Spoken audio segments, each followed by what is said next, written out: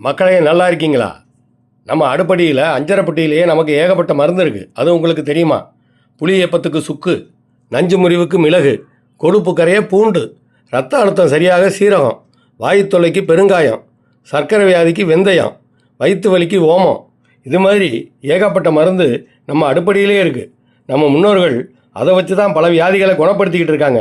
நீங்களும் உங்கள் வீட்டு அஞ்சாரப்பட்டியில் இருக்கிற பொருட்களை வச்சு உங்களுக்கு வந்த சின்ன சின்ன வியாதிகளை நீங்களே சரிப்படுத்திக்கலாம். உணவே மருந்து, மருந்தே உணவுங்கிறது தான் நம்ம முன்னோர்கள் நமக்கு வகுத்து கொடுத்த பாடம். யாரும் மறந்துடாதீங்க. எல்லா விதமான மருந்தும் நம்ம வீட்டு அஞ்சரைப்பட்டியில் அடுப்படியிலே இருக்குது. அடுப்படி தான் மருத்துவமனை.